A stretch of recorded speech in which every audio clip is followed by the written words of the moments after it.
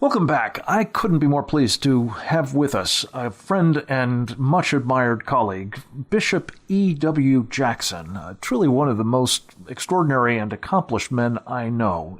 He was a Marine Corps veteran, an attorney, a graduate of the Harvard Law School, a Republican nominee for lieutenant governor.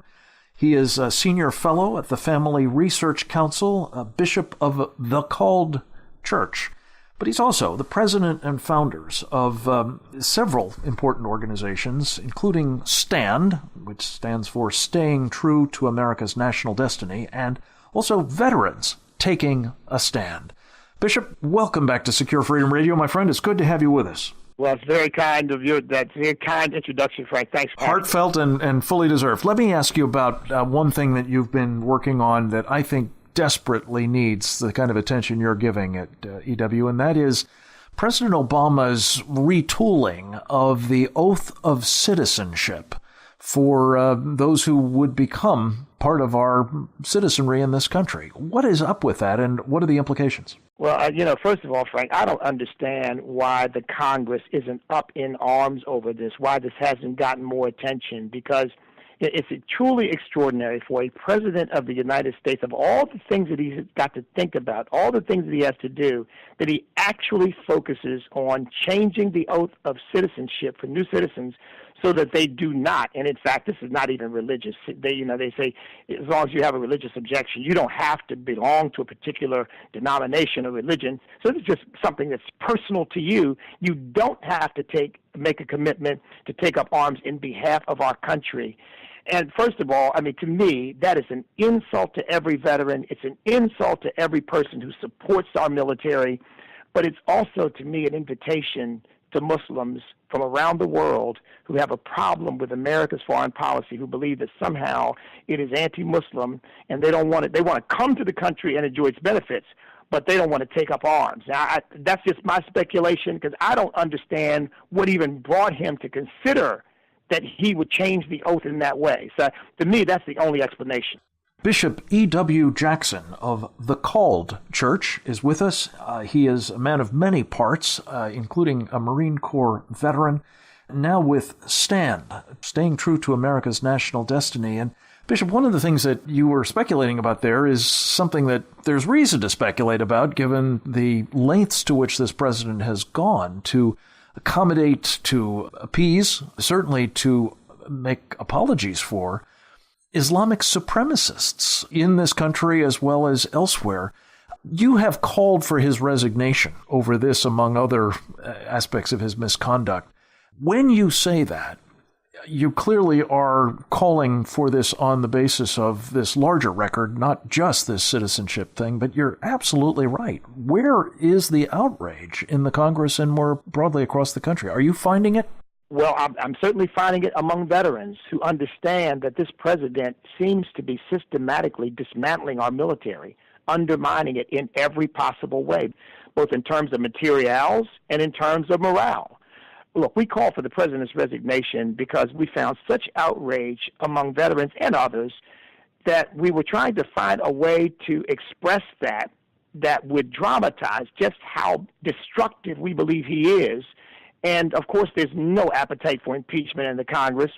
And we thought by calling for his resignation, it is a cry of help. It is saying this president is so bad that we really believe that he needs to take the extraordinary step of resigning. Now, we know he's not going to do that, but we want to tell people, to try to galvanize people, that over the next 18 months or so, this president could bring horrible, cataclysmic destruction upon this country because of his policies. Yeah. And, that's really one of the things that I'm seized with, EW, is that the more he's accommodated, the more he gets away with these outrages, the more emboldened he is. It's a classic sort of totalitarian or even bully kind of response. You'll see worse behavior, and it may even be cataclysmic, particularly with this Iran deal hanging over our heads.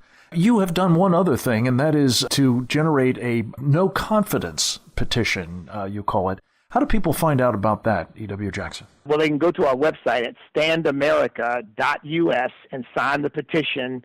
Look, we've done nothing but post it, and we've had hundreds of people sign them, mainly veterans. But look, we don't have any confidence in this president as commander-in-chief or on any other level. To me, he has undermined, indeed trampled the Constitution of the United States. He has been completely dismissive of the interests and concerns of the American people. This last thing, even with, he's wholesale change energy policy so as to drive up energy prices for the average American. I mean, he just does these things, as you say, in a kind of totalitarian way, as if he is a dictator rather than being the leader of a democratic republic, a constitutional republic. So people can go to the website and sign the petition, and we're going to present these positions to Congress. Let me ask you about this military. Given your background, Bishop E.W. Jackson, you have rightly called attention to what I think you're describing as the LGBT military. Remind us what that stands for. And what are the implications for the good order and discipline, the morale, the readiness of armed forces that, sadly, for all the reasons you've mentioned, we're likely to need even more in the future than we do today, given the state of the world? Yeah, the lesbian, transgender, bisexual military is what the president is creating for us. And it's sad. I live in the Norfolk area, and of course, we've got the largest naval base in the world here, lots of military people around here, and I can tell you that the military people that I talk to, and there are many, are completely dismayed. I mean, morale, statistically, they say morale is at an all-time low in the military.